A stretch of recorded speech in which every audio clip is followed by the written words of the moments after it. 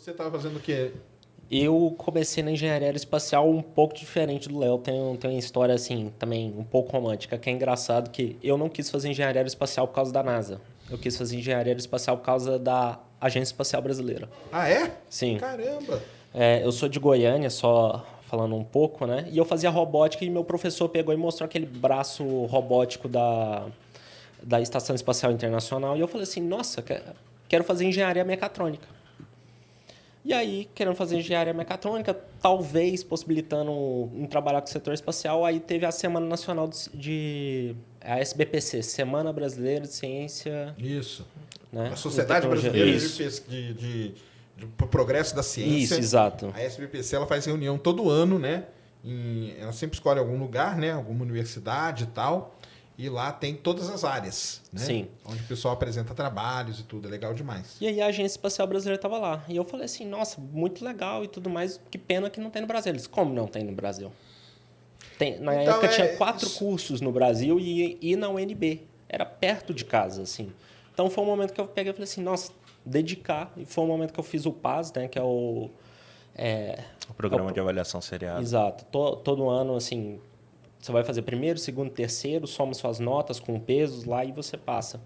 E foi assim que eu fui parar na engenharia aeroespacial. Foi por causa da EB que eles falaram, não, tem engenharia aeroespacial, você tem que fazer para melhorar o programa espacial brasileiro.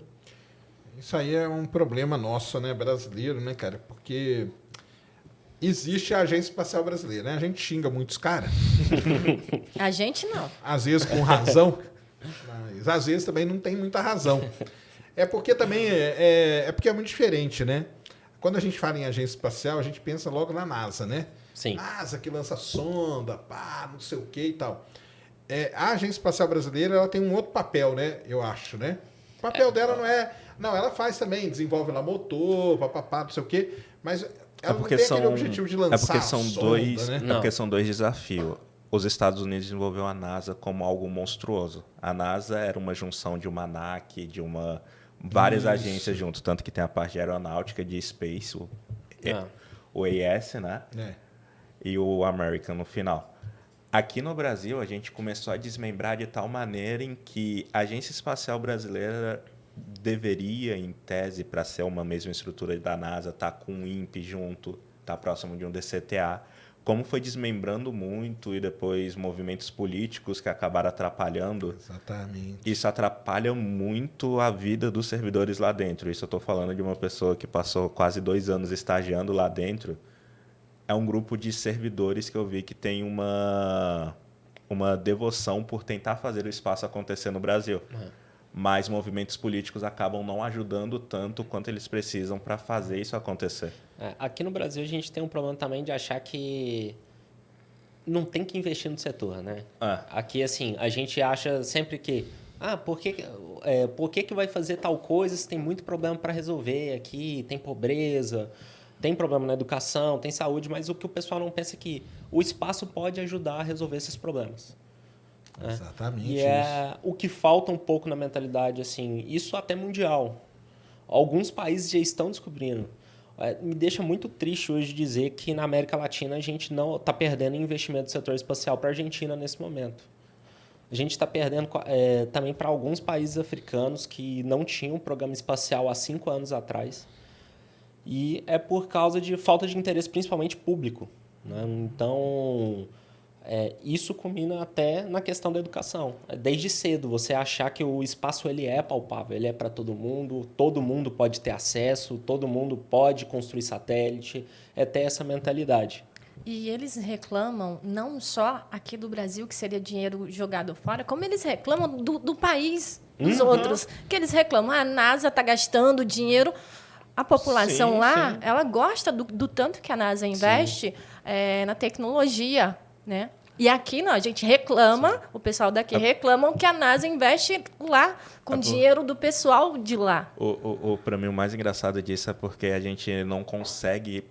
isso eu posso, falando minha culpa de alguém que está dentro do setor espacial, a gente tem uma dificuldade enorme em comunicar os avanços que o setor espacial faz.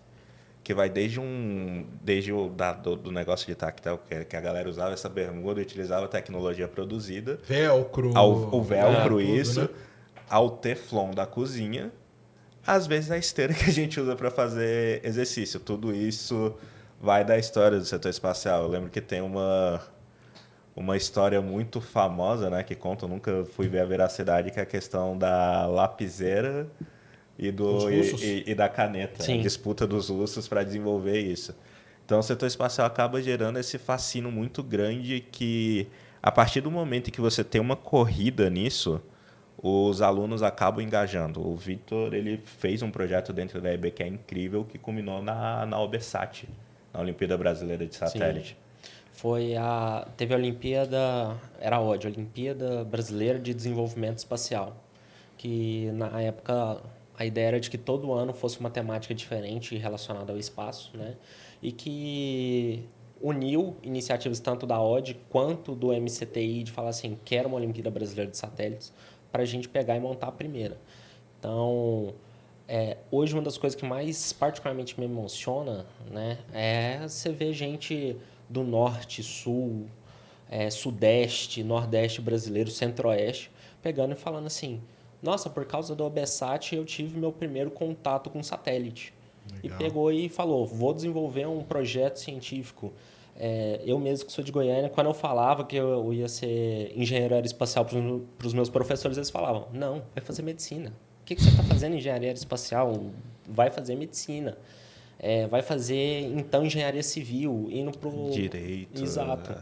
E voltei para Goiânia. Quando voltei para Goiânia o ano passado, numa Campus Party também, encontrei pessoas pegando e falando, estamos implementando pesquisas aqui na UFG para desenvolver satélites. E começou a implementar por causa da OBSAT, porque uma equipe quis participar da OBSAT, ganhou o kit e tudo mais, foram adaptando e agora está implementando uma matéria. Então, assim, isso para mim é sensacional. Não, isso aí com certeza. Mas é que o lance também tem o seguinte, né? No sistema que o Brasil vive, né? Quem manda são os deputados lá, né? Senador e tal. Então, como que o deputado ele vai justificar para a base dele, né, que ele está investindo, né, ou que ele está aprovando um projeto para investir uma grana num satélite, sendo que a base dele está pedindo para o cara arrumar o esgoto na rua, né? Sim.